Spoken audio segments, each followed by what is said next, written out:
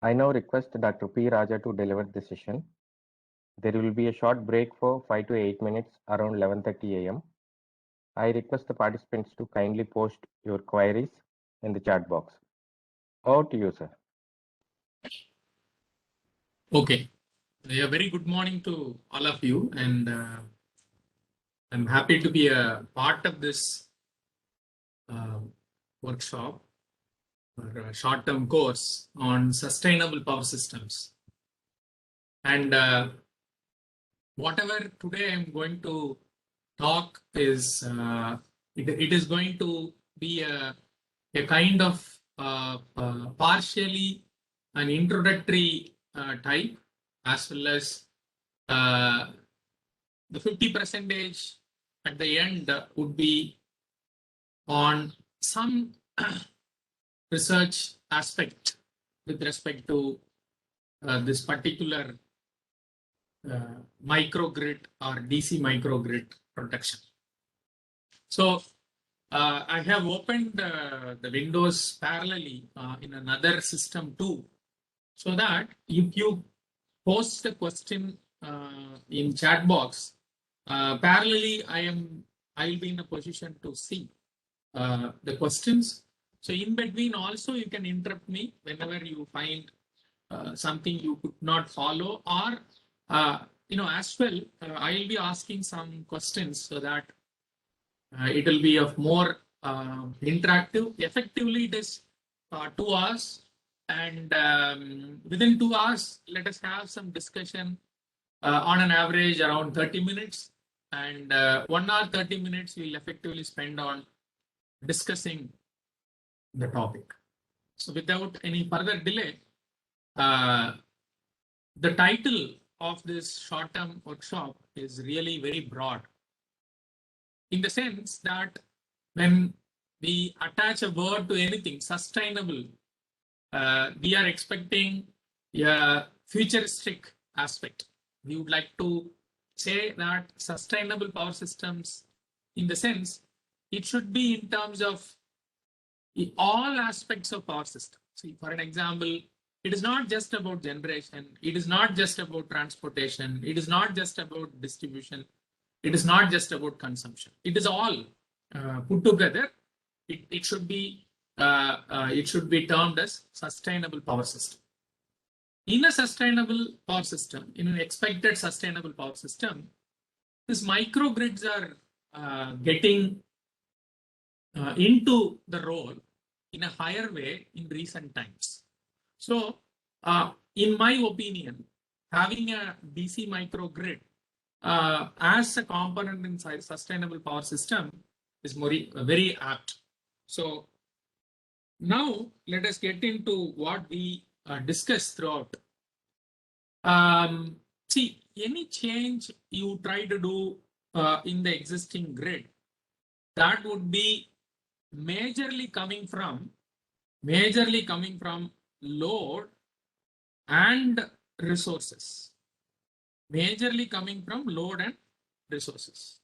So it means whatever the evolution taking place in terms of loads and in terms of resources, that actually try to change your configuration of the system, try to change the control aspects of the system, try to change the protection aspect of the system. So the evolution happen in terms of load and the resources are the major reason behind the evolution of various research in the entire power system. So at the initial point, I'm just trying to highlight evolution of loads majorly in residential loads. The reason I'm taking residential load is we are going to discuss about microgrid. So the power level with respect to microgrid, it is generally less than or equal to 1 megawatt in general. Okay, so in that case, talking about evolution in loads and evolution in distributed generation, the generation which are coming at distribution side, generation, which are getting attached to distribution side would be of more apt while you discuss microgrid. Then we will talk in terms of what is microgrid and what are the general definitions which you can come across in literature. Then we are going to talk 1 or 2 slides on what should I choose when I prefer to take microgrid. Should I go for DC based microgrid or AC based microgrid? Then, as my topic goes, I'll be talking about, what is the important or what are the important features of DC microgrid. When we discuss features, it is equally important to discuss about challenges. So one of the challenges I'll be talking is protection aspect. And some I'll be taking from the literature, what we came across. Then what one of my students has done with respect to this DC microgrid protection. So that covers up the entire discussion for this 2 hours. All right. So as I told at the starting, in few slides, we will be talking about evolution of loads and sources. So let us look at this picture. See, we look at this picture, it doesn't need any wording because we are talking about lighting loads. And till this, we don't have electricity. So after that, electricity has come. And I think you all aware of what are these names.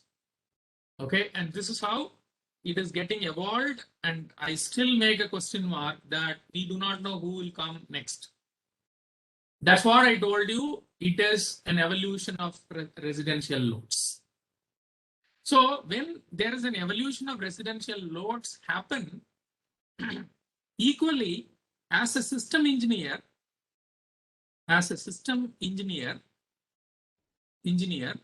he has to look at this in terms of an electric circuit or electric, you can put it in an undergraduate or postgraduate student level, you can call this as an electric circuit level, or at the research level, you can call it as model. What is a model? Okay, how do I model this load with respect to my system? Because if you ask, even in basic circuit theory, if you ask some BTech student, he will say this filament lamp can be modeled or represented as a resistive element. It is of more linear in nature. But when it comes to CFL and LED lamps, they are occupied with power electronic based converters. They are not just, connected to a filament, pass the current, and filament gets heated up, and that emits light. That's not the case in terms of a compact fluorescent lamp or LED bulbs. They are not that way, because whatever you see in this holder, okay, they are not just holders. They have electronic circuits in it. So naturally, the reflection of such particular type of load is not going to be as similar to that of a filament load, because filament type of lamp is purely resistive. Majorly it is resistive, but it is not so with respect to CFL and LED. And you may ask a question, why there is a revolution happening? Why? What drives the evolution?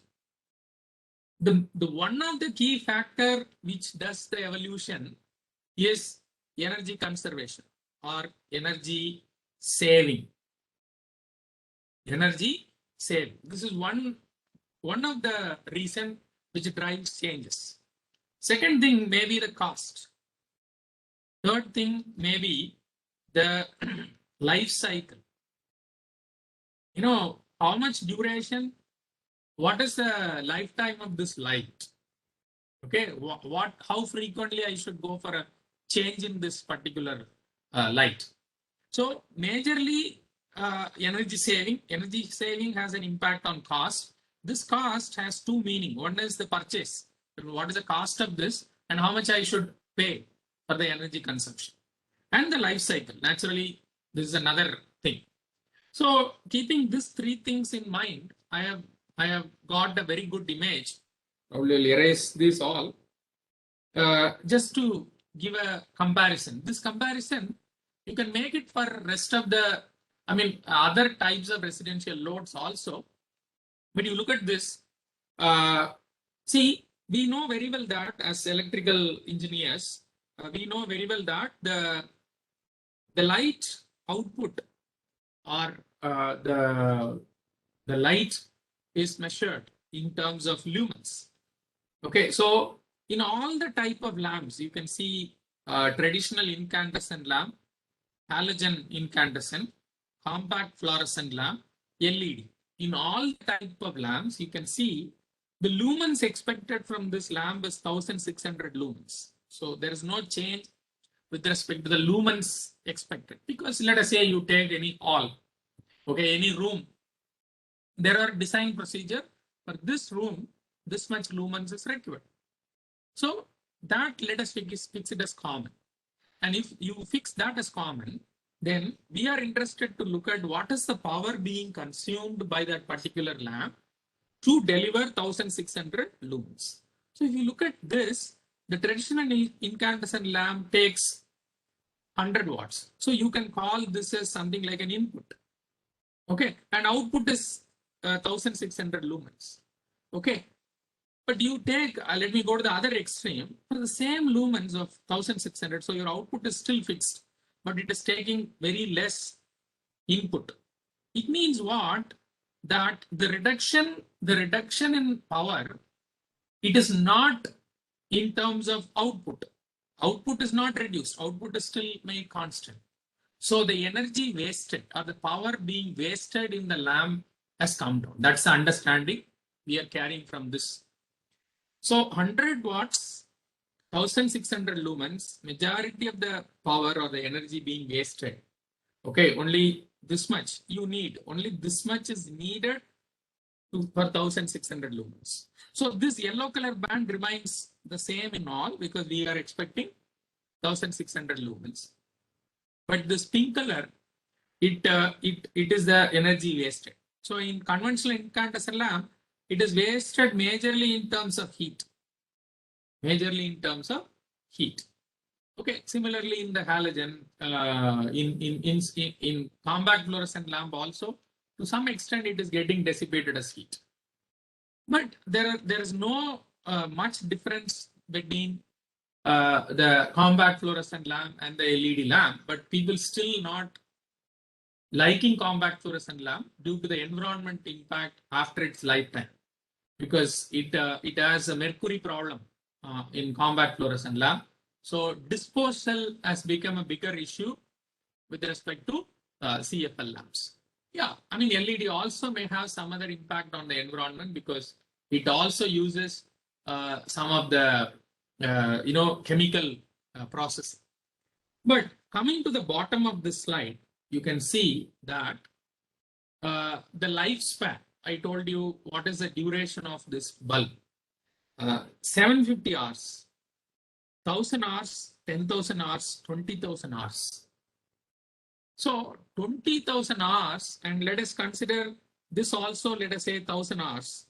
Okay, so it is becoming 20 times more than what you expect with respect to a conventional incandescent lamp. So naturally, the technology and the material change will have an impact on the price per lamp, or price per bulb. It is 0.37 price, $0.37 per bulb, but this is $45 per bulb. And generally, people do payback period and all that energy saving. If you do all that computation, the cost you are spending, ultimately, it is not going to have a major impact compared to the usage of incandescent lamp. So, this slide I wanted to tell you very purposefully, not only just for the evolution of load, and whatever the evolution happens it happens in these three aspects. What is the power being consumed?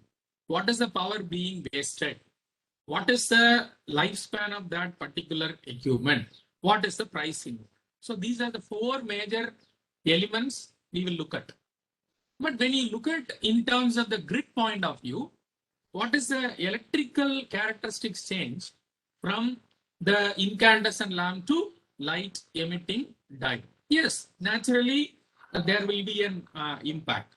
So this is one aspect of looking at the evolution of lamps. Yes, naturally another important residential load would be a fan. Okay, and I've given the reference also. You can look at this blog, the evolution of 8 objects Americans use every day. Okay, you will get a little more different loads and its evolution. You can use it for your class also. Okay, and people are very well talking nowadays about the BLDC motor-based fans. They are already in the market. And they are called energy efficient fans. They are called energy efficient fans. You look at that, again, we are looking at the energy efficiency. And naturally, as a consumer, I will be asking the price. I have not done that comparison because that's not the major objective. The major objective is to inform you that there is a continuous evolution happening in terms of loads, especially with respect to fan. This leafless fan has come. Leafless fans. They are very popular. They are already in market. Okay. And fan regulators, there was a change. We were using resistive type loads, resistive type regulators. And we started using electronic type regulators also. In that also, there are a lot of innovations, lot of changes so that the energy wasted in the regulator also be get minimized. Okay, so this is with respect to fan. And the TV, no doubt. Okay, we witness that. See, probably I have seen from this. I mean, even we had a TV with the door and lock. Okay, my mom used to carry the key whenever she comes and open. Only we'll watch the television, but you know. Very unfortunate that you will not get every time 24/7 what I say programs. Okay, but still it is locked. But now we get 24/7, but we don't lock our TV, but we do digital locking. We do digital locking. I think there are many features coming up like who is watching. If you key in only, it will take you to a particular channel. If kids are watching with you, some channels are hidden. I mean, you cannot enable the channel. So that is something like a digital lock. So we moved from that level, right? And people are talking about the technology-wise. People are talking about ultra HD, and people have come to OLED technologies and what so on. I don't know major technology on this, but ultimately, what I know is the power consumed. The power consumed and its reliability. Reliability, I mean lifespan. It is getting improved. Okay. And don't ever forget when I plug in this type of TV, which has got CRT monitor to my AC mains, the reflection this creates in the AC main is different from when I connect something like an LED TV to my same AC mains, the reflection is going to be different. There's no doubt. So that's what we call it as evolution. No doubt.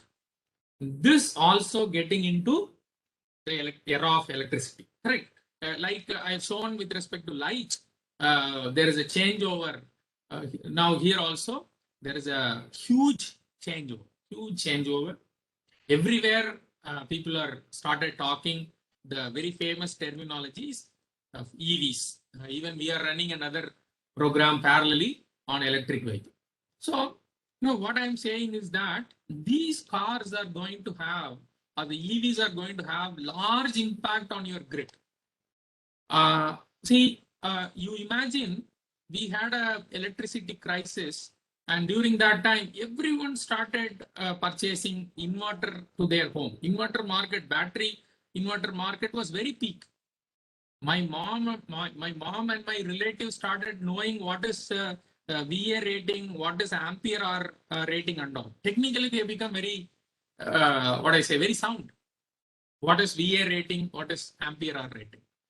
Now, if you go and ask somebody who is not an electrical engineer, he knows more about electric vehicles. So it is coming to more into public, and that is with respect to the public perspective. And what I am telling you is that there are going to be electric charging station, and that electric charging stations are being connected or being they are getting power again from the main grid.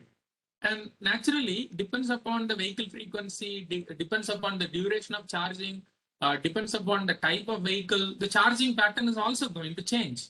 That naturally impact your grid operation also. That's what I meant, evolution of loads.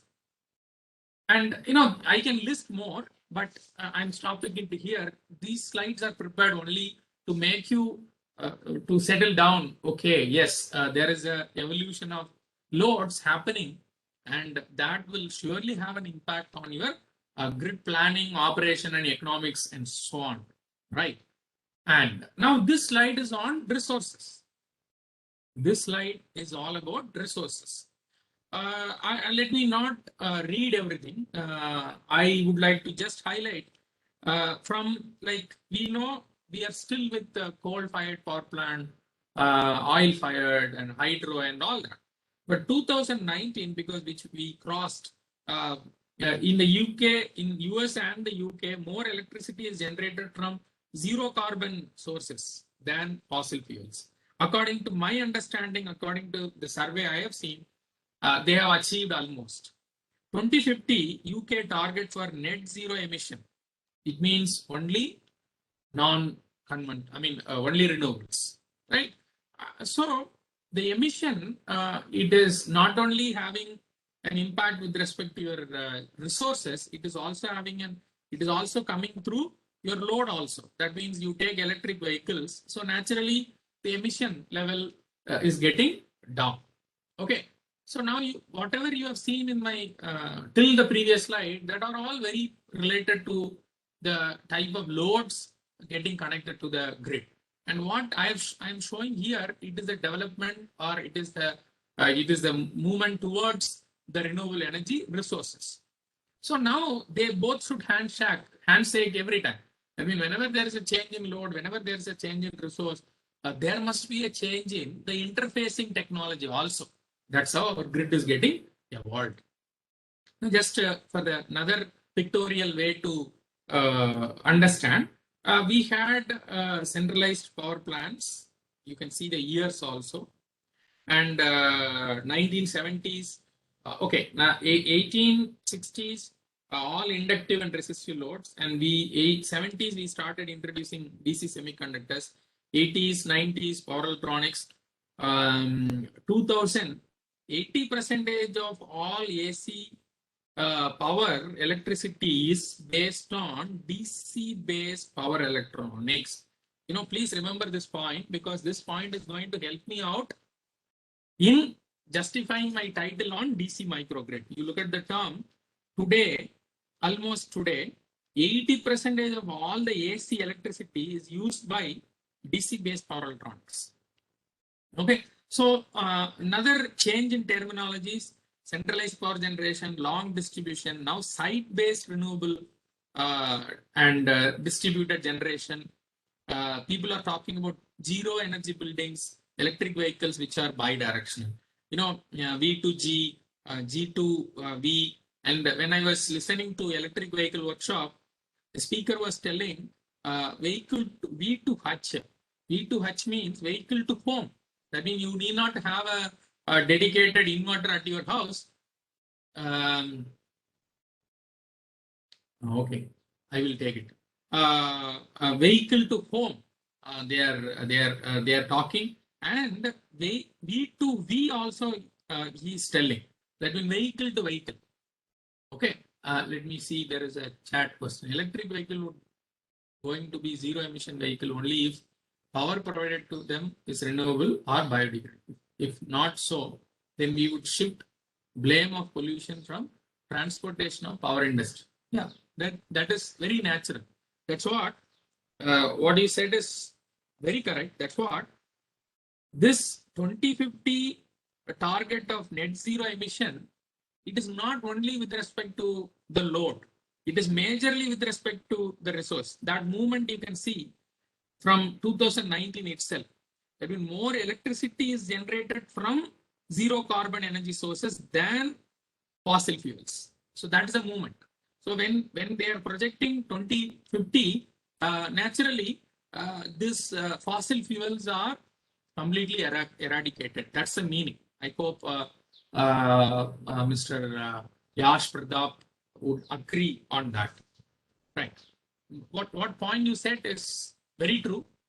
Even now, we are talking about green energy, and the produced green energy or the production of green energy shouldn't be at the cost of polluting environmental thing. Yes, right. So the next thing I would like to quote is that whatever we have seen here, it is all about two things. One is about the evolution in load. The other one is about resources. These two are loads and resources. These two are the thing I told. And at the same time, I told that these changes should be get accommodated into the grid. The resources changes also should be get accommodated into the grid. So naturally, due to these two major reasons, I'm not telling that these are the only reasons.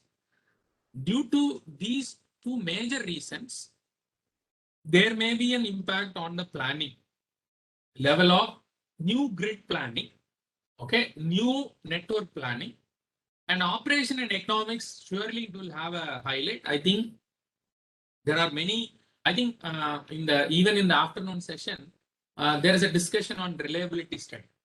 Okay, and similarly, if you look at whatever the discussion you have in this short-term course itself, it is either of this type. Okay, either they will talk about planning, or they may talk about control, or they may talk about operation and economics. Okay, operation and economics. See, we being in power system engineers, economic dispatch and unit commitments, they're very famous topic. Even now, it is still evergreen because of the new resources coming up. See how to schedule if there is a huge impact or huge integration of renewable energy sources. How to schedule your thermal and hydropower plant. And when I studied my BTech, this hydrothermal unit commitment problem itself, economic dispatch problem itself, a big theory. They will ask in high mark questions. Okay, we will do all the derivation and all that. Okay, that time it was purely on hydrothermal scheduling. Now it is renewable thermal scheduling, renewable hydro scheduling, are all the combination. So people are talking about lot about like multi-objective function based thing. So each one is a research area. In my view, each one of them listed here, you can add. I'm not limiting this list. You can add anything which are related. But majorly, I can see these four components. Planning, there are a lot of research scope because of load and resource variation. Operation and economics, control, as well as protection. All right. So we could understand there is a challenge in front. Now, the challenge can be tackled in many ways. Ideas, right? You can generate ideas and you can propose methodology, you can propose methods, and you may able to simulate and check whether it is working out. Then it comes to action. This is a very general procedure of attacking any sort of challenges. So ideas, when it comes to integration of renewable energy resources, it can be of large scale. It can be of large scale, then the challenge is different. If it is at small scale, then the challenge is slightly different. Okay, but anyway, we are not avoiding or we are not leaving the integration of renewable energy sources. So our component of discussion would be at small scale integration. So when I have a small scale integration of renewable energy sources, we are not going to talk about operation and economics or planning. We will be majorly focusing on the control aspect and the protection aspect when the small scale renewables are getting integrated. So naturally, when you think of small scale integration, it will be at majorly at distribution side. It will be at majorly at distribution side. When it comes to distribution side, the problem can be looked into two views. Number one, it can be: are you planning anything in the existing distribution network? This is possible. In the existing distribution network, are you planning something? Are you planning to integrate? Then people are talking about objective function in terms of planning, in terms of where do I place, how to minimize losses, all that. That is one aspect. Next aspect is a new proposal. A new proposal. What is new proposal? That means we are not going to just integrate the resources in the existing thing. I will plan very freshly. That means I will list out what are my renewable energy sources. Well, let us say wind, solar PV. Okay, then do I need a backup? That may be a question. That means whether I depend on still grid or not, and what are the types of loads I am going to connect, and if these are the thing, do I need a battery backup? Then if this is the case, what is the configuration I should go for? What is the configuration I should plan? And if the configuration is decide, what is the management? When I say management, it is purely power management. So how do I manage the power? And once I know the management of power, it indirectly brings the pricing, right? Market, electricity market, and all that. Then after you settled with, okay, all the management and pricing, all that, your steady state components are fine. Then I look at if there is a problem. If there is a problem, how do I handle? Problem in electric circuit majorly comes in terms of short circuit problems. Then how do I go for protection? How do I go for protection? So this is all about creating. If you create a new network, new proposal, what do you look at? So my discussion is not majorly about an existing network. Existing network, the approach may be different because there are already protection schemes existing. There are already circuit breakers placed for different ratings. Now, if I incorporate a new resource or a new load, then what impact that would create on the existing system? That is not our discussion. It is purely a new proposal. All right. So in a new proposal, if you think of a configuration, if you decided a particular configuration, then how to go about in terms of your protection. That is our discussion. Let us see that very shortly. So now I just made you to settle down in terms of what are the major challenges in a new small scale power grid. Okay, new small scale power network. And that new small scale power network proposal is landed up in a terminology called microgrid.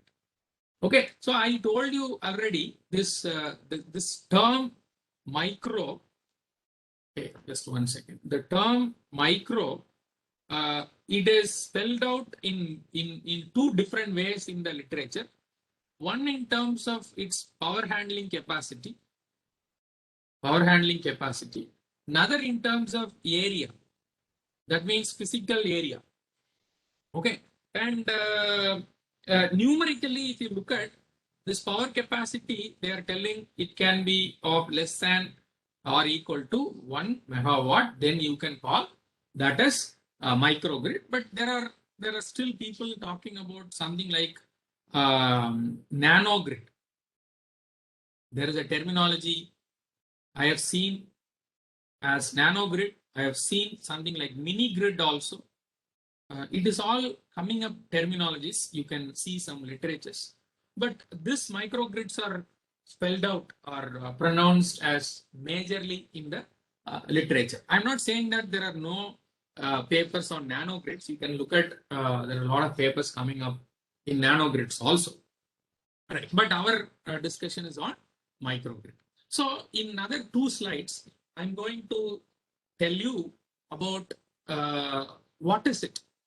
How people are looking at the terminology called microgrid. Okay, it is merely going to be a definition taken from some literature, but I'll be just highlighting the points in the definitions. Okay, so very first one is very clear. It is a small scale cluster of renewable energy sources. That is a very important point. Because when you are trying to formulate a new grid, a new micro power level grid, it is not so advisable to keep a diesel generator. But nevertheless, you can have diesel generator as a backup. See, for an example, you take any of your campus. Okay, majorly, I'm not telling that people do not have any renewable power connection. Power supplies, but majorly probably you can take 5 years back or 10 years back. Majorly we depend on diesel backups. Okay, and now that is an existing system. Now let us say you are trying to create a small scale grid for your own local loads. Then it is not preferred to choose a non-renewable based resources. So it should majorly occupy with renewable energy sources like solar, wind, biomass, tidal, etc. And energy storage devices. Yeah, this I told you. This energy storage devices are something like a cushion. It is energy storages are something like a spring. They are something like a spring. Correct. That means these, especially like solar, wind, and tidal, they are all highly intermittent in nature. So naturally, you need somebody to, store when there is an excess and deliver when there is a deficit, right? And to provide power for the local small communities. This refers to the area. This refers to an area. And if you ask a power system engineer, he may say a distribution system. Or he may say that the secondary of a distribution transformer. Any load which is getting connected at the secondary of the distribution transformer. That level we can call it as a small local community. Right. So this is one definition. It is a microgrid is a small scale cluster of renewable energy sources like solar, wind, biomass, etc., and energy storage device to provide power to local small community. Second definition. Let me tell you before I say there are 4 definitions. Okay, if you at the end all the 4 definitions, the components are the one which they would like to emphasize are the same. There is no difference. Okay, it is a scaled down version of a centralized power system. So scale down, when I say it is at power level, it is at a power level, scaled down version of the centralized power system. So in a centralized power system, we have generation, transmission, and distribution. So you look at this, it can generate G, it can distribute D, and control power in small community. So this again address an area, but which is missing? T is missing because you are trying to locally generate and locally supply. So naturally, there is no need of transporting this power for a longer distance. So in a microgrid, there is no component you see as a transmission. So though it is called a scaled down version of centralized power system, there won't be any transmission network. This is another understanding from this definition number 2. Definition number 3. Okay, you need not to say this definition that looks very hi-fi word. Explanation or a detailing about what is microgrid. A microgrid is a self-sufficient energy system. Okay, with a star that it is self-sufficient when it is getting planned.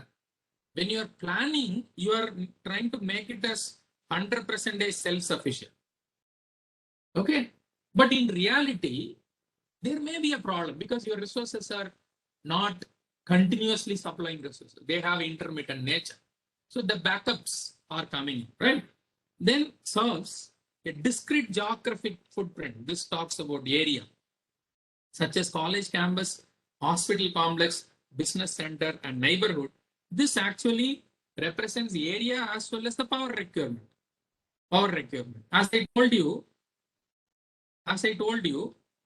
a secondary of a distribution transformer would be connected to a college campus itself, hospital complex itself, a business center itself, a neighborhood. A neighborhood in the sense you should call with respect to an area. It is not my neighbor house alone. Right. So this is a third definition. The fourth one seems to be complete because it carries a little wider thing. That's the final one. Okay. A final thing which I came across in my survey. Right. Microgrids are tiny power systems in terms of power as well as area. They are very tiny. Okay. Which embed various components such as, now they are coming to what a microgrid has. It is tiny, but what it has. It has controlled and uncontrolled loads. This is a very interesting point. I mean, in a conventional distribution network, we have not experienced both the type of loads. That means controlled and uncontrolled loads, right? And DG units, distributed generated units. That means all renewable storage devices operating together in a coordinated manner with controlled power electronic devices. So as we all know that when you are thinking of microgrid with an interface of renewable energy sources, you cannot get rid of using a power electronic converter. So now no longer your distribution system is purely a power system aspect. It is also with power electronic controllers. Okay, so to control active and reactive power flow, frequency voltage regulator, which are integrated with protective devices. Anyway, this you cannot get rid of. You cannot get rid of protective devices. But the very interesting point I wanted to tell you is that the way in which you operate these protective devices are different based on all the components you have in the microgrid. See, for an example, if you have only controlled loads, I may need to have some change in my protection element.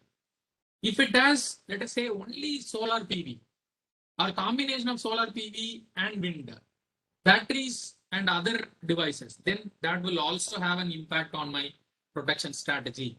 And power electronic devices and associate controller, for sure it has an impact on my power protection strategy. So ultimately, what is the conclusion here in terms of definition or in terms of explanation about microgrid is that it is going to occupy, it is going to have almost all categories of loads.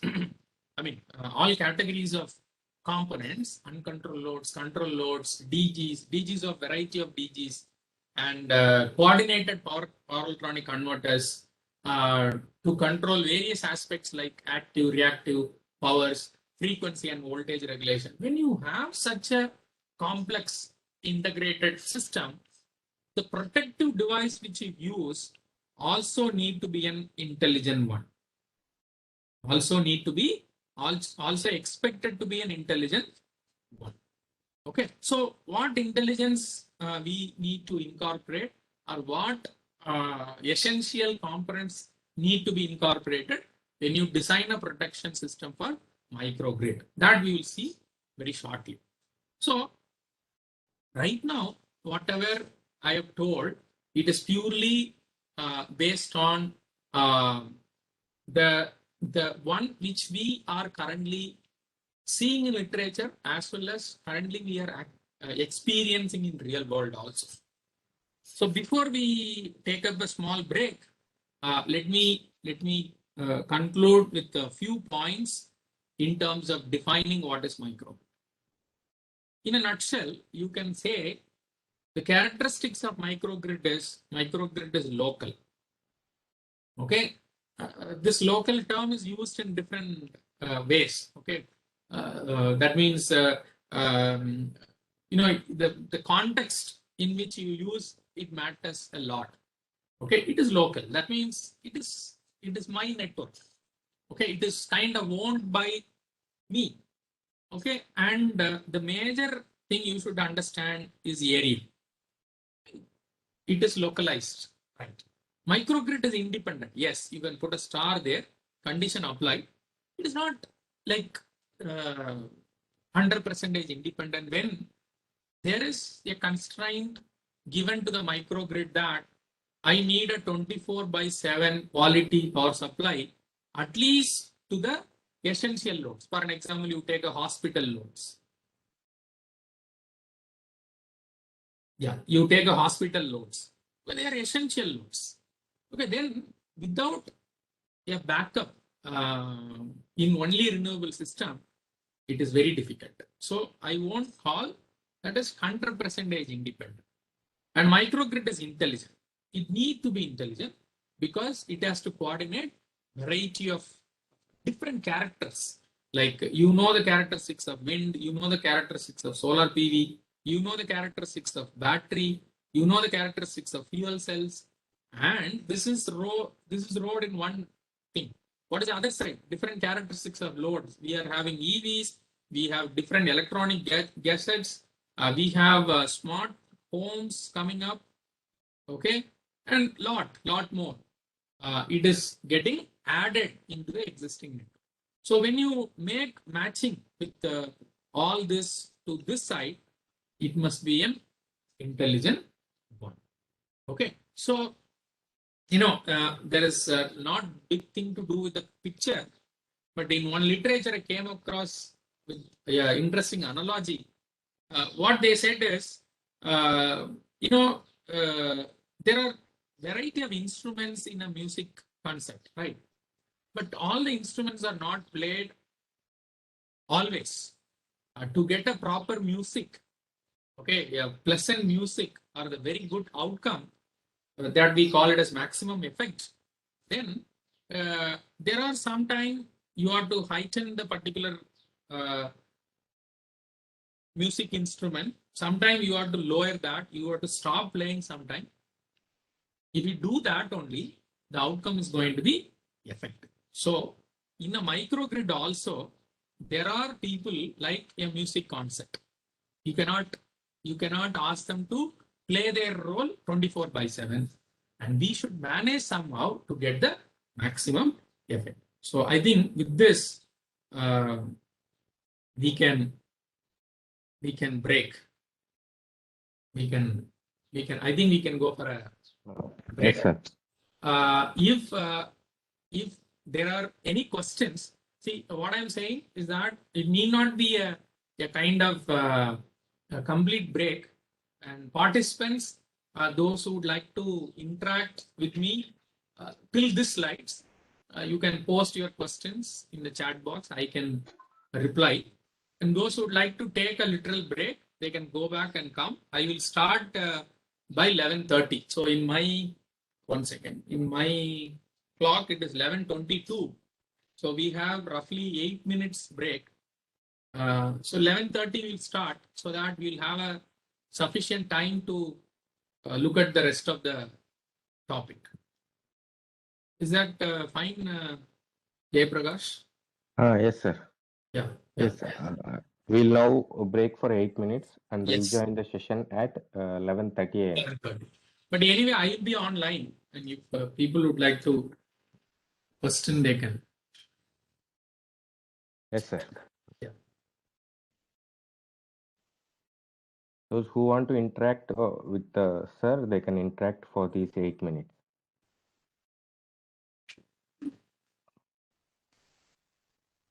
Yes, yes. Mr. Arun Kumar, it will be shared through the coordinators.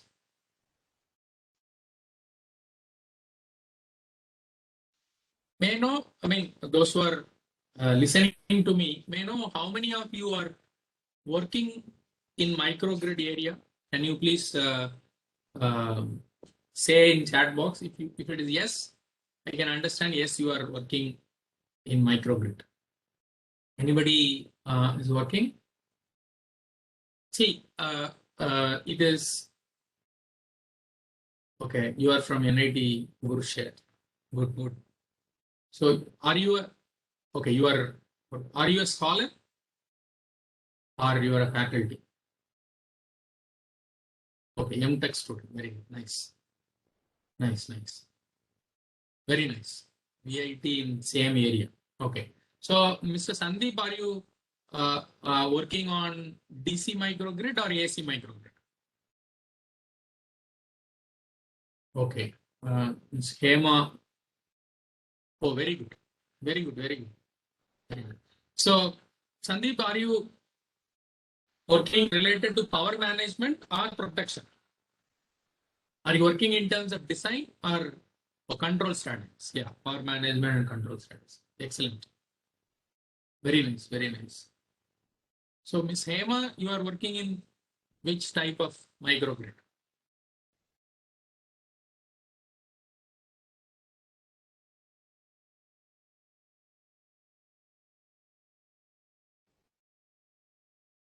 Oh, AC micro. Again,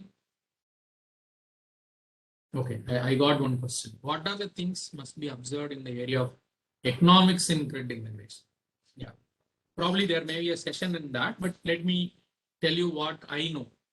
See, when it comes to economics, there are two aspects. Number one, operational economics. See, how much, at what price you can deliver power. At what price you can deliver power at a given instant. Why this given instant coming into picture is that, let us say I have a good generation. I have surplus generation and there is no one to buy. It is very similar to market. You go to our, let us say, a vegetable market. There is a surplus production of tomato. Naturally, what people will do? What people will do? People will, the seller will try to reduce during that period. But that is not the case throughout the year. The demand start increasing, there will be a slight change in your price. At the same time, there is a huge demand with lesser production, still the price may rise. So this is something related to the operational economics. And there's a planning economics also. Like based on the design in a given location. See, for an example, you are planning for a microgrid, say at your V80. Okay, at V80. And somebody is planning at the north, let us say Kurukshetra. Somebody is planning. The renewable energy, what you are going to incorporate in your microgrid for same capacity. Let us say I would like to go for, let us say, 500 kilowatt capacity of a microgrid design. Then the 500 kilowatt is occupied or is computed at what percentage of the contribution that matters. See, for an example, let us say the solar irradiation is very poor. Then there is no meaning in going for expanding your solar scalability. Investment on that is not advisable. Wind is good, solar is less. Solar is high, wind is less. And what is the number of days you would like to go for a backup? That decides your battery capacity. So there is a design economics. What are the resources? How many wind turbines you are planning? How many how many solar PV you are planning, how many battery at what capacity you are planning. That comes under your, and yeah, I mean, naturally there is an inclusion, there must be an inclusion of converter ratings, okay, and your distribution network, because I'm telling about the fresh creation, right? Cables, controllers, protection elements, all that comes in your economics in planning stage, right? So when you are thinking of economics, you should first categorize your product. Are you in a planning stage of economics or in the operational level of economics? Let us say there is an existing microgrid which has got so many elements of resources, loads, all are there. Now you write an economic problem such a way that at a given time, the price you opt, the price you choose for the energy delivered, how to minimize. Okay, and that is another type of product. This is what I understood, because I generally don't work under economics, but whenever I hear from my colleague members and the other students, the other lectures, some literature, this is what I could observe. This is for Mr. Siddharthan. Coming to Mr. Sandeep question, yeah, Sandeep said, okay, I am really sorry about that control aspect. I may not touch in detail. I may show you what are the control parameters and all that, but we may have time only for the protection aspect. Okay, and probably at later part, it may be helpful for you also.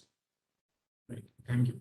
So those who are listening, can you follow till this? Yes, no? Okay, so hope I have done. Yes, thank you. I got some yes. Right, now it is 11:30 in my clock. So let us start the session. So Jayaprakash, shall we? Sir, when are you planning for the break, sir? Break. Oh. Actually, we made the break now. Okay. I said it is announced break, but you can go and come and you can ask me questions in between. So we had 8-minute break. Okay, now, sir. Okay, sir. From now onwards till 12:30 we are continuing. Okay, sir. Okay, sir. Yes. Yes, sir. Welcome back, sir. Yes. We will start. Don't worry. Yes, sir. Yeah, right. Yes. Now let me give you, before we get into the protection aspects, let me give you some of the salient points related to microgrid. That may be helpful for the person who's hearing first time about microgrids. But these are all not new points, because whatever I told, that is what is being listed. So it basically encourages the small scale clean and green energy generation, no doubt, because whenever you think of a new microgrid, and we are trying to use only renewable, there is no doubt. Renewable is our first choice, no doubt. Right, and it gives you a smaller area occupancy, low initial investment, no long transmission lines. I think if you had listened my definitions, you yourself can write these points. And enhance local resiliency. Resiliency means like how quick it can come back or how quick it can respond. Okay, with respect to the changes in the system. Since your network is very small and the generations are mostly based on renewables, accommodating any new changes would be of very easy, and it can be very fast also, and it improves the operation and stability of the regional electric grid. See, for an example, let us say you have a distribution corridor. Let us say this is your distribution corridor. That means you had a distribution transformer which is getting connected here, and you have 3-phase 4-wire system, And this is what feeding this particular area. Now, what are you trying to do? You are trying to create one microgrid here, and whatever the load being connected here, that you are trying to serve here itself. Anyway, this point, that means this point of common coupling people call, that will remain the same, but you will try to create your own resources to support your local load. In some cases, if there is an excess, you may export your grid also, but people are not generally allowing nowadays because there people are facing some problem in terms of exporting. But if there is a proper agreement between the utility and you, there are people doing. But majorly you are trying to serve your own area load. So at point of common coupling, you may depend, like when there is when all your resources are not sufficient to cater your loads, then you may draw power from the grid. Okay. So anyway, for 24 hours per day, at least for 6 to 8 hours, the dependency on your utility has come down. No doubt. That's what we call it as regional electric grid. So the operation and stability is improved because the dependency of your loads on the utility has come down, right? And it can accommodate changes in the load characteristic at distribution level. This is a very important point. This is what I was highlighting when I started my lecture. So the characteristics of the load when it changes, since you have major type of resources are renewable and they are integrated through power electronic converters, accommodating the load characteristics at that particular level would be much easier compared to the utility level. Okay, so these are some of the highlighted points or importance of going for a microgrid. Microgrid is not new. Okay, there is an article, okay, about this microgrid coming back. Okay, I think you all know that when people started, I think there is a history given in Wikipedia, very good history. You know what is the evolution of electric power and where they started generating, where they distributed.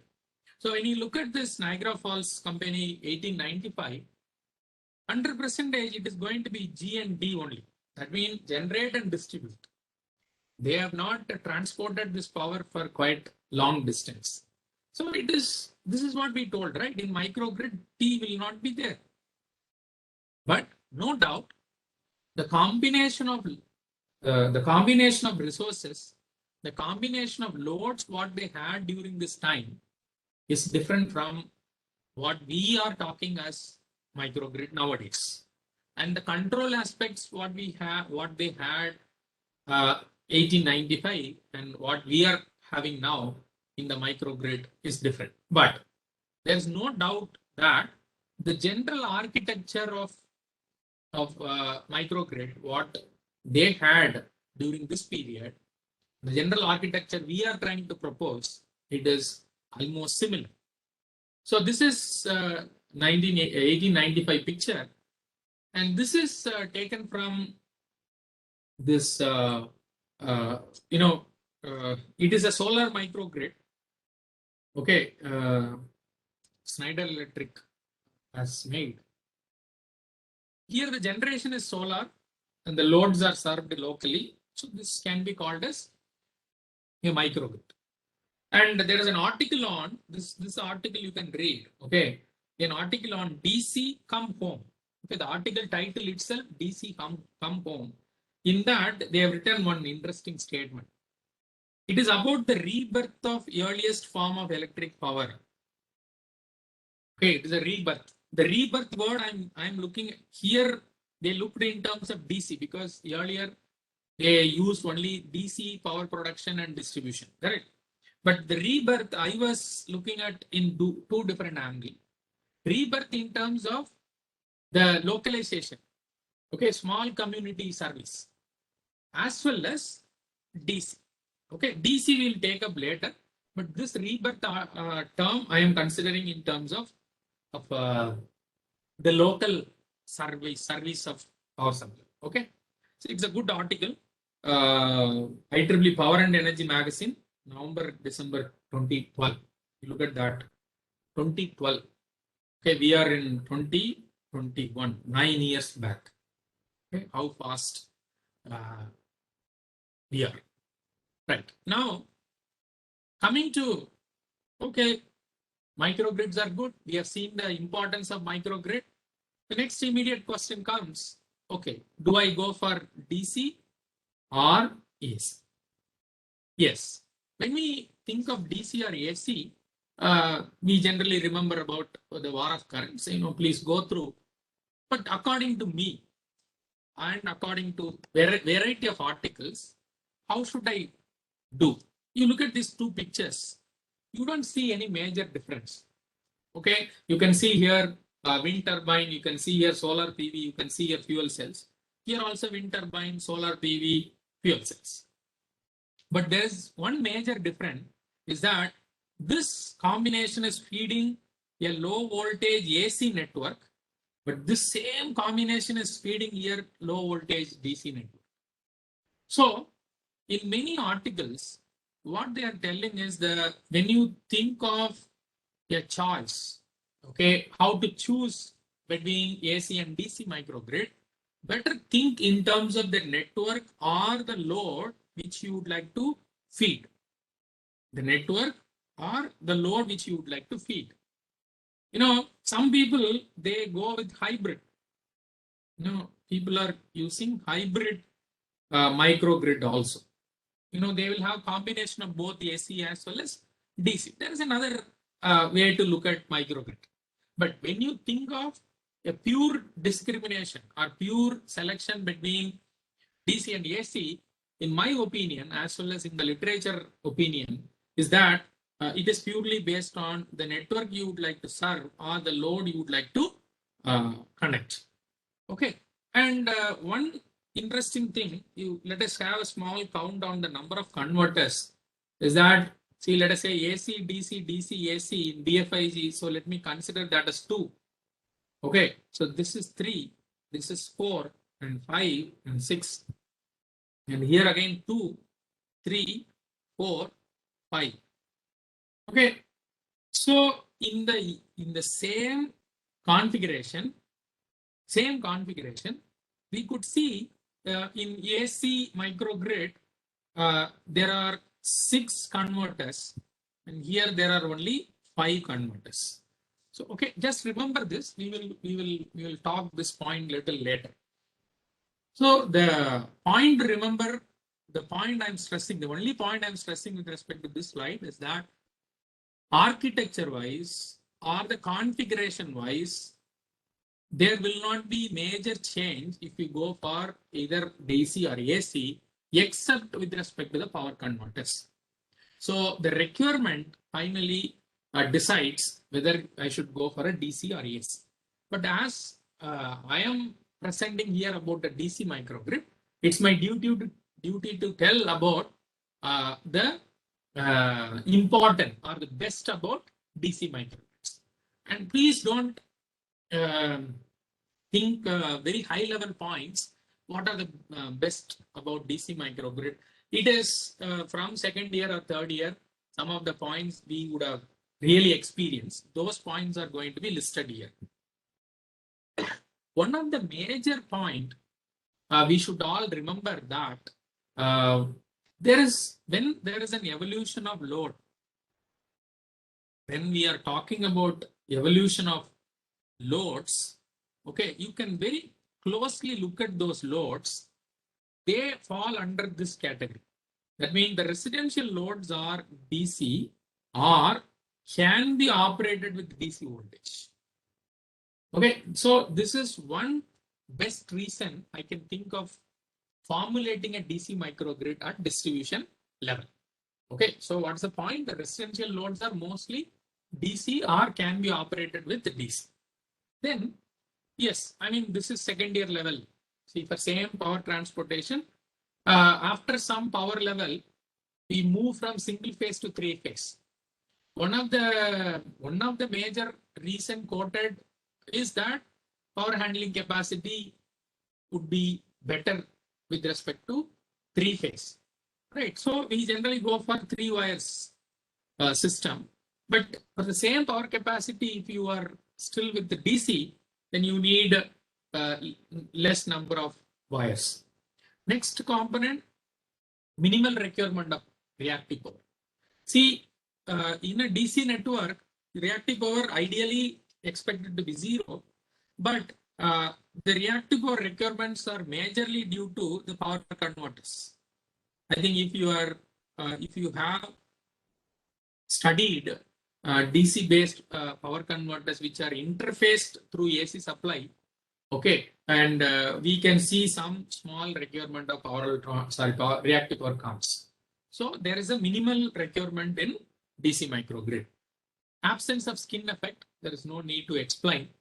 Then high power transfer capability. You know, this need some sort of, this can be supported by some sort of small calculation. Let us not do it, but just have it as a one point. The power transfer capability of a DC network is better compared to the DC. Fewer redundant stages of power converter. Redundant stages of power converter, very few redundant stages in DC network. Okay, this point only I was telling with respect to my previous slide. In AC it was 6, in DC it was 5. Though the configuration is same, the type of the type of resources used are same. Only difference is in one we used LVAC network, the other we used LVDC network, but we are saving one power converter. Okay, so that is quoted as one advantage with respect to a DC microgrid. Then the power flow is more robust without any synchronization issue. Okay, see, synchronization is very essential in AC network. If you talk to anybody who works on renewable energy grid integration, AC grid integration, I mean, they will have an initial struggle on creating something like PLL, okay, because you need to synchronize your grid-tied inverters. People talk about grid-tied inverters. So designing grid-tied inverters with the synchronization component, it is actually a little challenging task. Okay, but in the case of DC network, there is no problem in, with respect to synchronization. And yes, there is no doubt most of the storage devices are DC in. So please remember, these points are not told to, you know, what I say, against AC. It is not like a negative points about AC. It is more about positive points on DC. Okay, so people work in AC microgrid need not to, you know, worry, because there are different variety of or different ways of doing research in AC microgrid. But I am telling some highlighted points with respect to DC microgrid. I think there shouldn't be any problem in understanding straight away some of the points, but some points need some sort of numerical comparison, but that may not be possible. But just take those points in mind. Now, okay, we are done with okay, we decided DC microgrid. We could understand what are the best points about DC microgrid. Then let us say if I am trying to incorporate DC microgrid, what are the components I should look at? The first very component I should look at is the topology. You know, what type of topology I am planning. Okay, we will see that in a short while. What are the topologies available?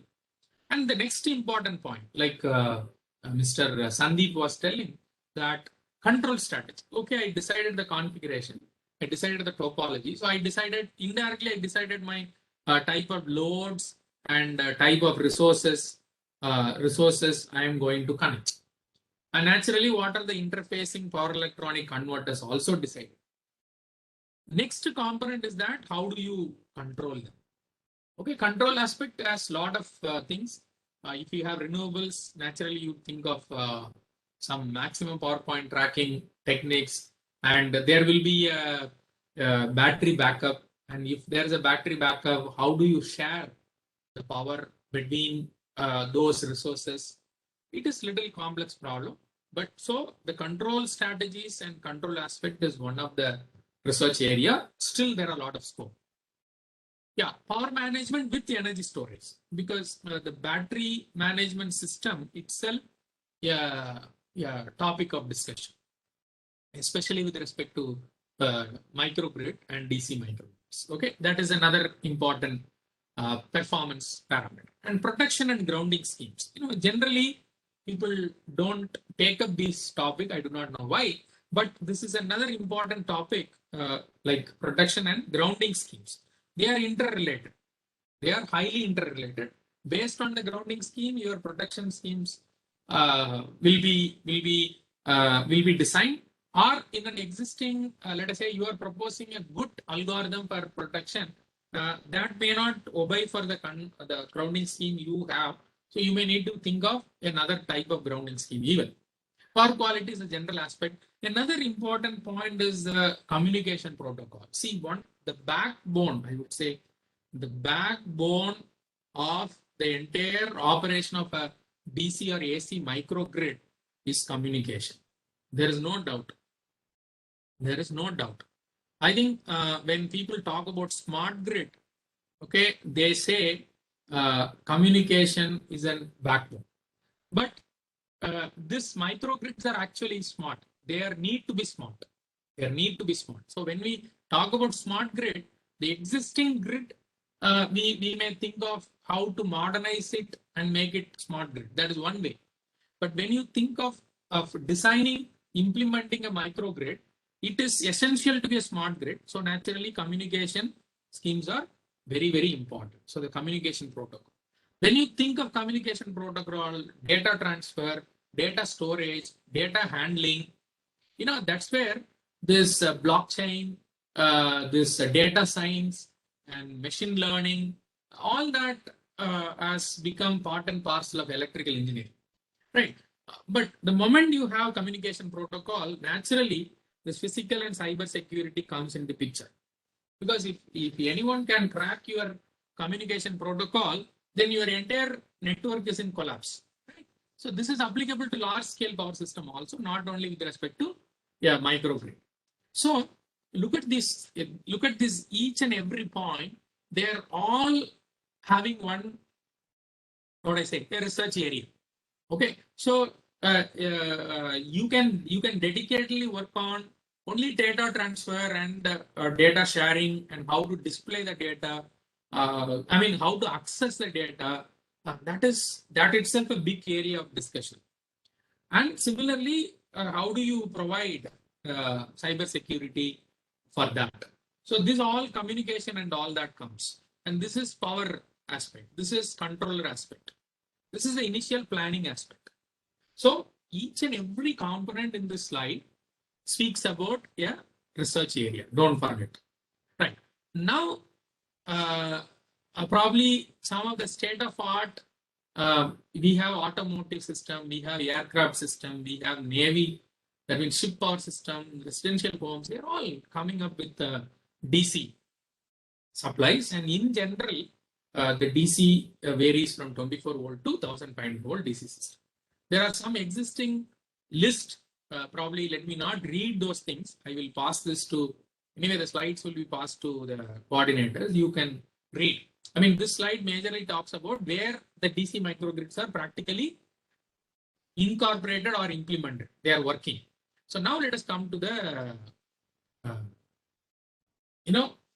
discussion about topologies, because after discussing about topologies, we will straight away get into protection schemes. Okay, after discussing topologies, we'll straight away get into the protection scheme.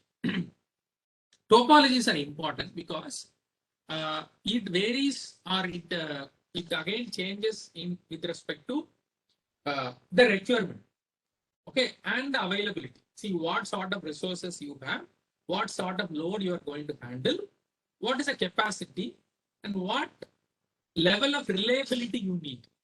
See, that is very important in where you decide topology. Now, I will tell you how reliability comes into picture when you decide topology in the next 2 slides.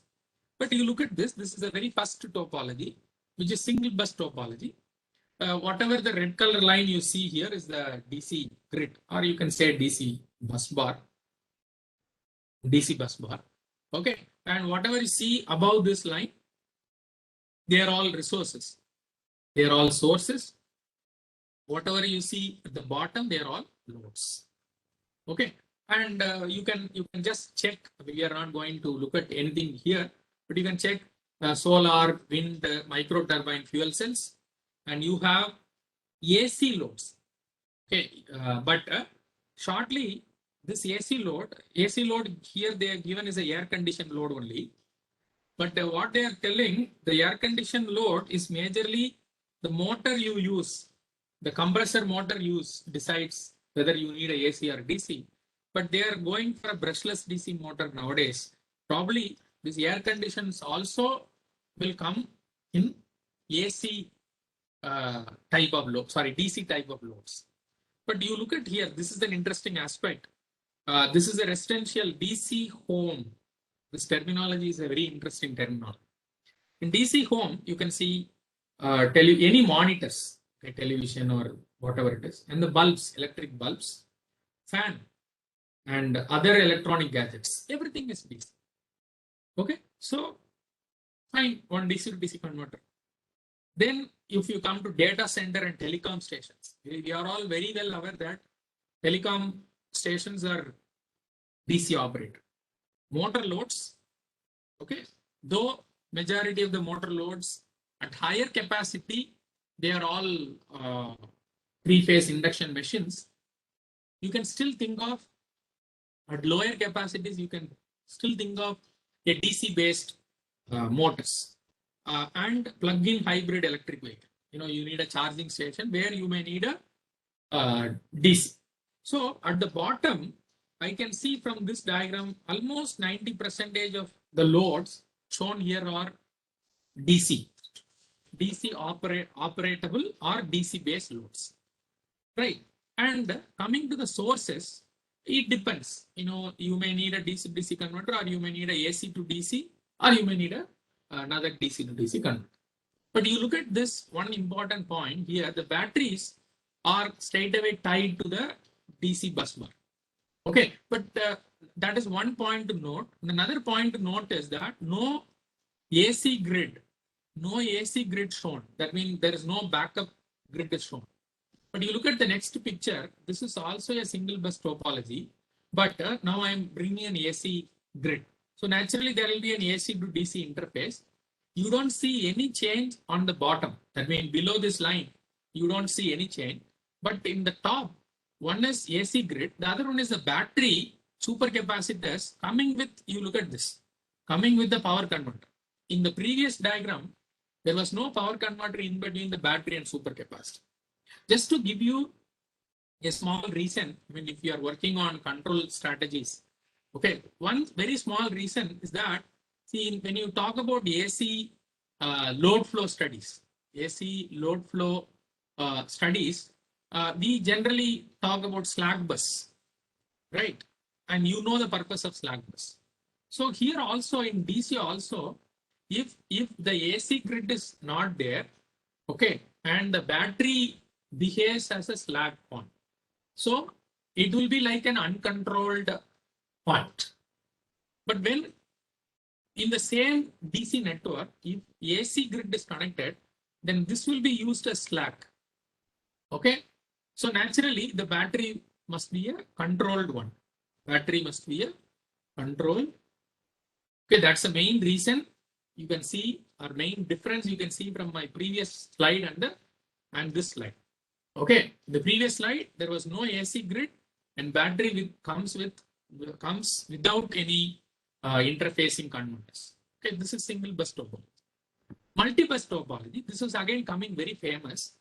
You can look at this connection. Okay, you call this as building 1 and you call this as building 2. Building 1 is more of commercial building. You can look at here telecom center, plug-in charging station, and all that. Okay, they also want some of the resources also. And you come to the building 2, it is of more residential. You can see here air conditioner loads and DC home. Okay, and this is a very popular market, electricity market coming up. Okay, this is one model, very famous model. I think somebody must be discussing about this. See, there may be an energy exchange between these two buildings. And when you have an energy exchange, there must be a price model, cost model for this, correct? At what price you sell, and what is a commitment you should make between both. What does it mean? Let us say the residential building is in short of their production of power. If there is an excess power in the commercial building, the power flow can be like this. So they may price them. And if the other side, if it is coming down, they will. So you need some additional infrastructure, like metering infrastructure and all that you need, there is no doubt. But the concept is very good. Okay, a multi-bus topology in a microgrid configuration. And ring bus topology. Now, this is what brings up the reliable operation. I told you, see, reliability, why it comes. See, there may be some sensitive loads, essential loads. They cannot afford to face a power cut. Okay, so in that case, it must be more reliable, then better to go for a ring bus or a mesh topology. Okay, so in the very important point, very important difference between the mesh topology and the ring main topology, there may be some tie line, okay, in between tie line that ensures the reliability much more at some cost, extra cost. You need to invest some amount to ensure increase in reliability. Okay, so these are all the topologies. Now let us straight away get into okay. I mean, when I got thanks to Dr. Vivek, actually he passed one. Okay, I think that is next one. He mailed me one this magazine. Okay, that is 2021 magazine. Okay, but these magazines are really good. I mean, you can see here, I took a picture from that. You look at this picture. I mean, this may be a little complex. This may be a little complex. But you look at the small picture. In a room, you can see here on the roof, that means ceiling, there is some cabling. Okay, there is some cabling done, which will ensure that there is a power which is coming from the roof. And on the wall, you may have some wall infrastructure where you may need some plugs and this thing. And P3 is a furniture. Furniture, you may have power ports. And the unit 4 is the floor, under floor. See, this you cannot see all together in one place. See, either we may say underground cable trench, power will come, or through roofing, power will come. All together, probably you can see in only laboratories. For an example, you take electrical machines laboratory, you may have all together. But what this picture conveys is that when you are planning for a DC home, okay, the infrastructure and the wiring pattern itself is going to be slightly different. That's the main point from this picture. Now let me take you to the protection. Okay, when it comes to protection, what are the essential or possible faults? Because we have to, any protection scheme, we will look at these things, right? First thing is, what are the types of faults? What are the types of faults? Second thing is, how do you sense those faults? How do you sense? And the third thing is, how do you decide? How do you decide? And third thing is, how do you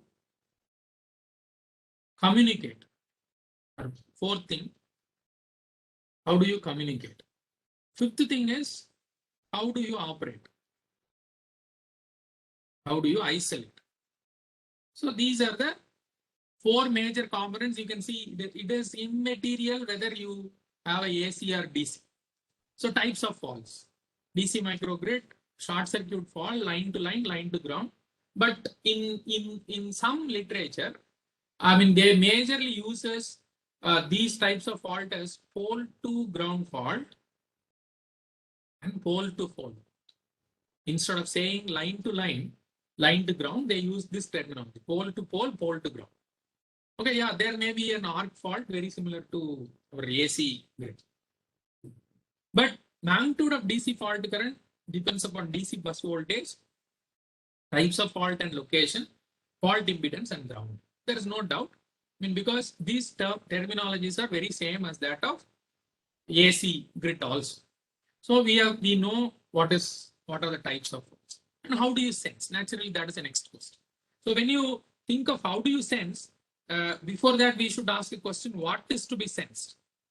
When you ask a question, what is to be sensed, we should have an answer.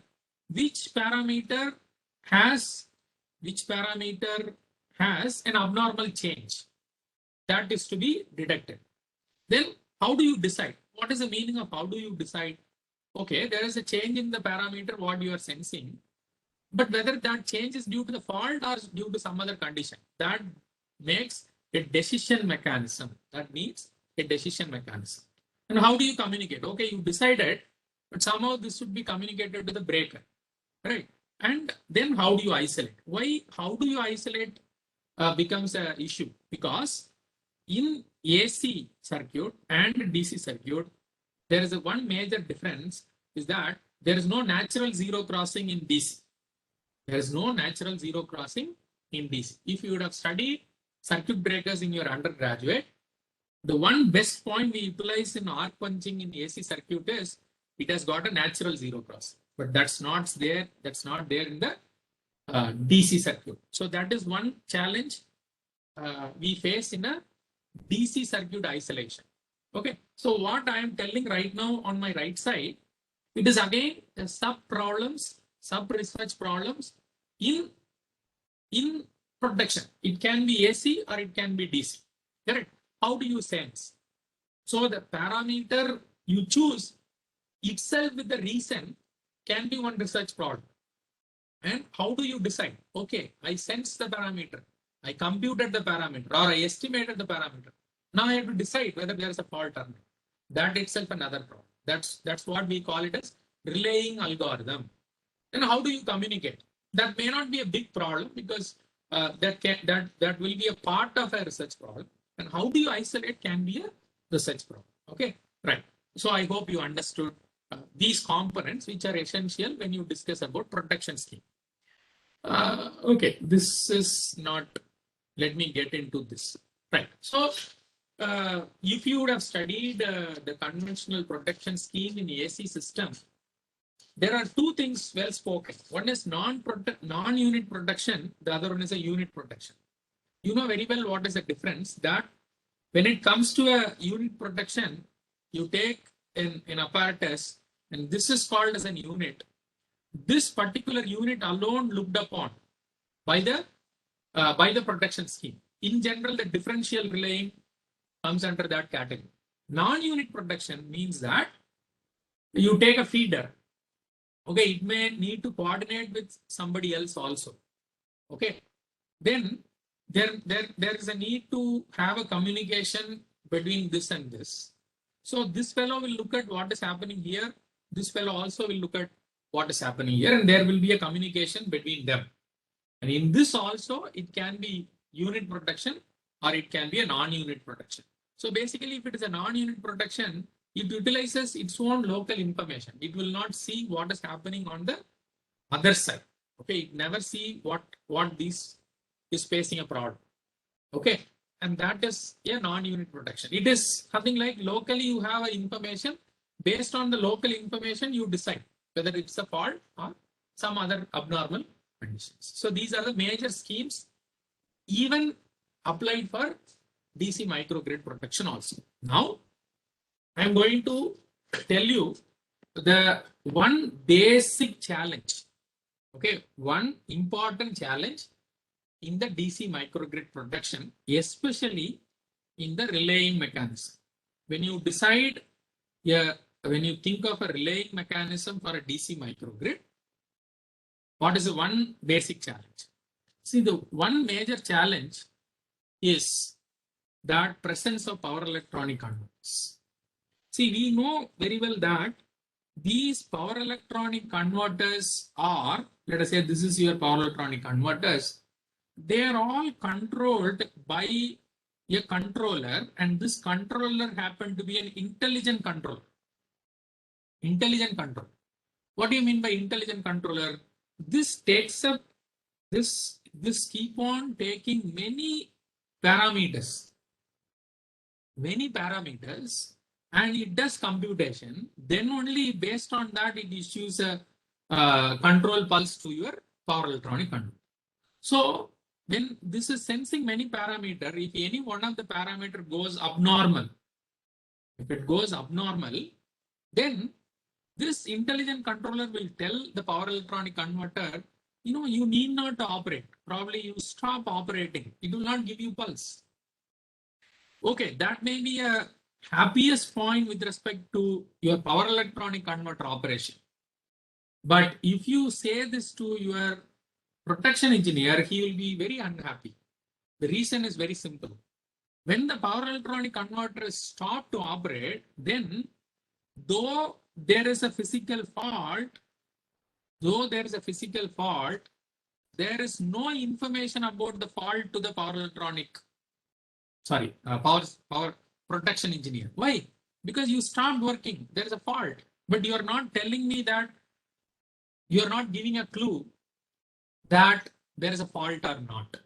Okay, so the magnitude of one example, let me tell you, when there is a short circuit fault, in general, the short circuit is detected based on the current. Suppose there is a short circuit, but your power electronic converter is not feeding any current.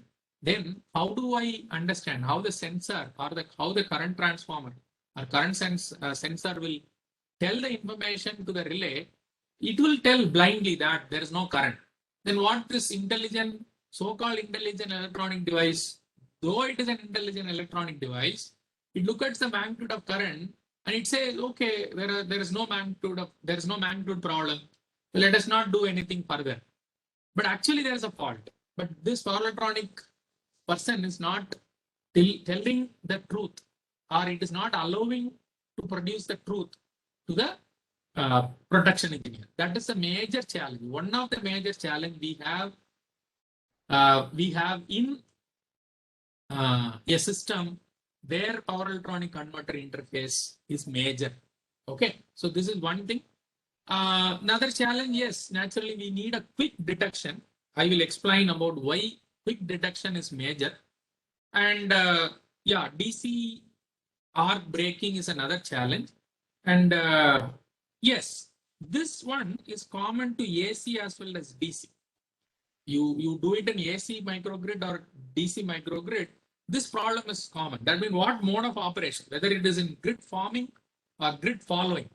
I mean, if you are very new to this two term, let me tell you, grid forming is island. Is islanding mode. Grid forming means it creates its own grid. It means it's away from the main grid. It is away from the utility. Grid following, it is a grid connected mode. It is grid connected mode. Grid following means it follows. That means it draws power from the grid. So this is another two terminologies somebody would have experienced already. You can use, instead of calling an islanding mode of operation, you can say grid forming mode. If you want to say grid connected mode, you can say grid following mode. Okay, these are some terminologies. But please try to understand the amount of change in the parameter which you use it for sensing the fault in the network will vary based on these two modes of operation. Okay, during grid forming mode, the same location, same type of fault may produce some amount of some X ampere of current. But during a grid following mode, same location, same type of fault may reproduce a Y ampere of current. Now, that becomes a challenge, right? So with that, yeah, these are all some, lack of standards. Anyway, there are some guidelines are coming up. High dependability and security is expected. And this is what I told, thanks to Dr. Vivek Mohan. He sent one article on Power and Energy magazine. I mean, you can look at this. Here, people started talking about the standards. Okay, I'm not going to detail these standards, but you can look at recent standards applicable to microgrid installations. Okay, so if you are in research, please go through this so that, see, whenever you try anything, check the standards so that it will get easily accepted when you try for publishing in a good journal. Okay, don't go out of standards. Then when you try to publish, they will question whether will it adhere to standards. Unnecessary comments will come. Okay, so you can see here standard for specification of microgrid controllers, standard for the testing of microgrid controllers. You can look at this IEEE P 2030.12 draft guide for design of microgrid protection system. Draft guidelines. Okay, so please check because if you are planning for a protection-based study, better to refer early so that you can accommodate those things also. I mean, these are little elaborated one. You can look at that later. Now let me come to some schemes which we came across in the literature. So before I get into the technique, let me explain the need for need for an attention in a power electronic interface grid. See, for an example, you can look at this picture. It is an utility grid, so AC grid. This is the VSC, voltage source converter, 3-phase voltage source converter. And let us say this is your point of common coupling at your DC microgrid. Okay, let us assume. So basically this will have plus and minus. And before you interface the VSC converter with the DC network, you will be having a DC link capacitor. And this can be a cable. This resistance and inductance may be for a cable plus filtering also. Plus filtering also. You may have that. Okay. So now look at this action. Then you will immediately realize how important this DC microgrid protection is. Look at this. Under normal operating condition, I am keep watching this current. You look at that. I am keep watching. Let me call that as IDC. I am keep watching IDC. All of the sudden, okay. So IDC with respect to time. IDC with respect to time, it is going to be almost constant. It may have a variation here and there, depends upon the power you draw. Okay, so this is the one which I am watching. Now all of the sudden there is a fault.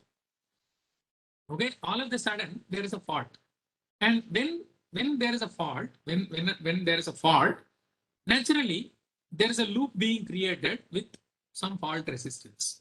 So now if I look at the current, the moment there is a small rise in the current, okay, the pulse which are given to the power converters will immediately get an information and they will try to arrest the pulses given to the IGBT. That is one aspect. The other aspect, immediately we know that the DC link capacitor voltage of VO is maintained constant, but it finds a low resistance path, so it starts discharging. So now this IDC will be basically the discharging current from the capacitor. While the capacitor is discharging, the inductor will get charged because there is a rate of change in current.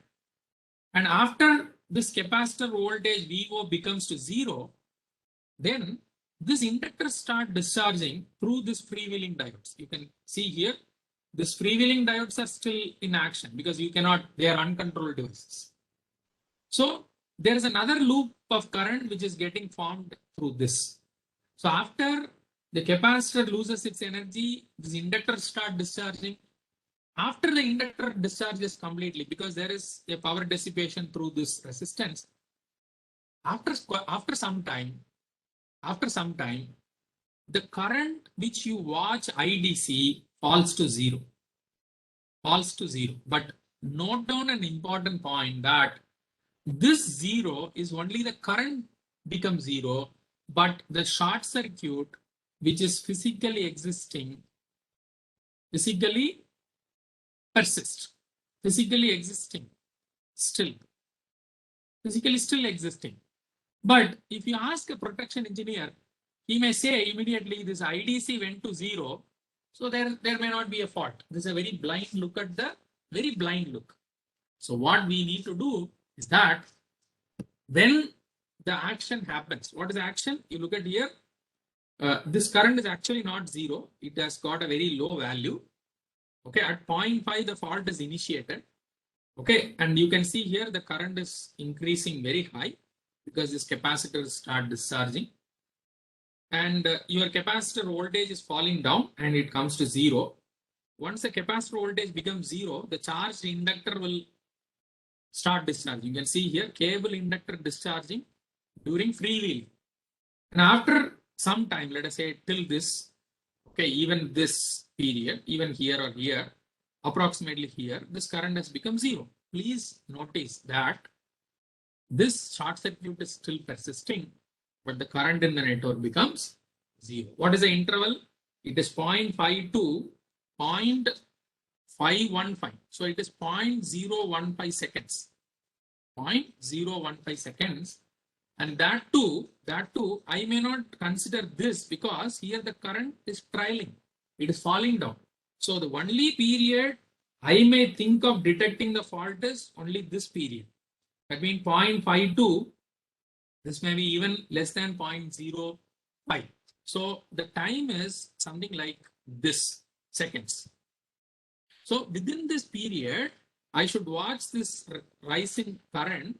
Then my relay should decide there's a fault. So the biggest challenge for the power electronic interfaced DC microgrid system is that the allowed fault current detection time before the voltage collapse in DC system is much lesser compared to AC system. That's the biggest challenge. I think you can understand how crucial this is. The crucial thing comes because of this power electronic interface, but you cannot avoid that. So what we have to do as a protection engineer, as a relaying engineer, we should take care of those aspects. Okay. So let me quickly tell you the two basic literatures who address this problem. Okay. See, this you can refer it in this article. Okay. Now, see what they have done is very simple. So they started, we are using only digital or numerical relays. So this is time versus say IDC current. And this current happened to be constant, let us say constant, and then it is abruptly rising, and then it is trying to fall to zero. So what I will do, I will be doing sampling at each and every regular interval I am doing. So this is my delta T, that is constant. So this is my sample. So samples can be called as, let us say I1, I2, I3, like that. It can be IK plus 1 and all that. IK minus 1, IK plus 1. They are samples. Now you look at a very interesting point that the magnitude of these samples between the consecutive samples, if they are same, then the difference between the consecutive sample ideally happen to be zero. But you look at the point of fault, okay, this sample magnitude and this sample magnitude for the same interval, there is a difference. If you find the difference between those two consecutive samples. So what they have done, they have used that delta I, the difference in consecutive sample, to detect the fault. It is a very interesting method. There is no doubt. Okay, you can go through this paper.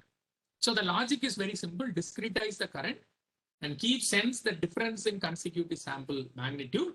And if you find it above some reference value, you call that as a fault. But the problem is this transient may occur due to other reasons also. Okay, that is not very well addressed in this literature. But in the next literature, this is by Professor A.K. Pradhan and team, they have addressed, they have given one interesting index that is called Hutch index. What they made an advancement here is that they are not just checking the consecutive sample alone. What they have done, they have taken average in the consecutive sample. See, for an example, let us say 1, 2, 3, 4, 5, 6, 7, 8, 9, 10, 11, 12. So these are samples. Now here it is constant, but here it is rising. Now what I will do from here to here, I will find the difference and take average.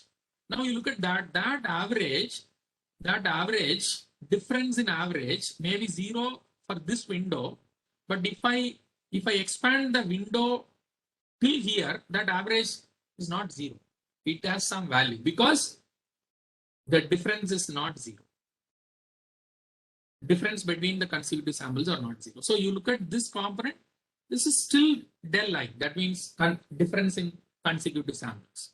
But I summed up those difference over for a number of cycles for a given delta t. Okay, that they call it as Hutch. And that Hutch, they made one reference value. If the Hutch crosses above that, they decided there is some disturbance. They have not stopped there. They introduced another interesting parameter called inductance of the line. So what is the relation with respect to inductance and the DC network? It has got a very good relation. In DC network, in a cable, L cable will be 0 under steady state. Inductance will sleep. Inductance in DC network will sleep. But if you disturb the DC network, that means if you make dIdC by dt, then this will wake up. This will wake up only during that period. So that's the logic they have used. So they made one small mathematical formulation to compute L scene. L scene, that means inductance scene. So this inductance scene will be 0 when there is no disturbance in current. That means when there is no change in current in the DC. But this inductance will get an appreciable value, okay, greater than 0, when this disturbance is appear. This is what they have used in this paper. You can go through. It is a very interesting method. The same method we have tested, with some more additional information. That's what is done by one of my MTech students. Okay, so we have taken this network. You can see here solar PV, battery, wind, and AC load. And what you see here, these are all cables. I mean, he has shown many things here. He say IEDs, the intelligent electronic device, and this intelligent electronic device, we have a central unit. Okay, all the intelligent electronic device will communicate their data to this central unit. Okay, central unit, and it is bidirectional. And after the analysis, this central unit will give reply to all the intelligent electronic devices. So there it is a bidirectional communication. And this communication, this DST project with Dr. Murthy, what we are trying is this communication, we are trying to make it as wireless as well as more reliable in terms of sensing also. Okay, in terms of sensing also. So this is a configuration we have taken, and this is our system parameter. I mean, we took DC grid voltage of 350 volt. This is taken from literature only. Cable parameter, load parameter are given. Let me get into what we observed. Okay, so you look at here. I will show you so these are These are some of the mathematical background. These are all pure circuit theory. Anybody can read and understand. Very well written. But what I wanted to show you is important. You look at here. We have taken only two bus. The bus in between B and C. Sorry, the line in between the bus B and C. We have created a fault. So when we created a fault at 0.5, you can see here there is a rise in current. And the rise in current comes with some oscillation. You can see here. Because it is, after all, it is going to be an LC network or RLC network. So current has risen, and that moment voltage has fallen down. That is our first observation. At IED B1 here, both are taken from IED B1. And what we have done little extra is that entire waveform of current, we made di by dt and d square I by dt. We have taken second order derivative. The advantage of taking second order derivative is that we will be getting a symmetrical waveform. You can see here, now it become a symmetrical wave. But the first order derivative is not symmetric. And using the symmetrical waveform, we measured the oscillating frequency that we have used as a reference to check whether it is a fault or not. That's our first attempt. The second attempt is to compute inductance as given by Professor A.K. Pradhan paper. So you look at here, 0.5 we have created a fault. Till 0.5 the inductance seen as 0. But after that, if you draw a straight line, you can see here there is a marginal increase in inductance. At one point of time, the inductance goes to a positive peak value. Okay, so we made an inductance seen going greater than 0 is to be addressed as a fault. So these two are positive inductance, but you can very well see there is a negative inductance. What is the meaning of negative inductance? You can look at here. IED B1 only looks this as a forward fault. But what about this IED? This IED shouldn't look this fault. It should look at only here. But when I measure inductance here, it will show you negative inductance. So negative inductance means it should restrain. That means it should not operate. So you can see here, there is L negative comes. Okay, so this is what we made. And we are still working on different aspects, and in hardware setup also we almost made it ready. It is about to get tested. So you can see here this is a full table. You can see these two values. I think that will come automatically. Yeah. So these two are positive inductances, and you have negative inductance nearby IEDs, and you have still positive inductance in the faraway IEDs also. This is this one. This one. Why? Because this A also look at this as a forward fault only, but the magnitude of inductance is low compared to this. So it is something like you can create a time coordination. If this fails to operate, this can operate. So backup also possible. Okay, so that is what we have done. But we have tested under various. We have made testing under various location, line length, as well as fault resistance also we varied. Almost all the cases we could see correct results. And one interesting point I wanted to tell you is the effect of load. When you switch the load, we are not finding any frequency change as well as inductance change also. So that makes a conclusion that we are able to detect the fault in the network within very short span of time, as well as a very important point is it is not having any problem with low resistance fault or high resistance fault and location, as well as it is not detecting the load variation as the fault. That is another advantages we could climb out of this. I think with that, probably I can thank all of you. When I saw the composition of the entire participants, we had undergraduate students, we had postgraduate students, we had research scholars, and some faculty also. So it has become something like first grade students to degree students in the same class, but topic given is same. Actually, that problem will be there in all the sessions. So there must be a proportional mixture of fundamentals to what is happening now.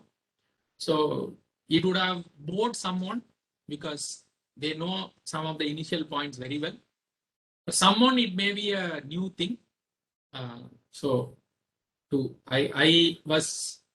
This is not the first time I'm handling. I've taken in many places, but every time I say this, that it is little difficult to make it in a very proportional way.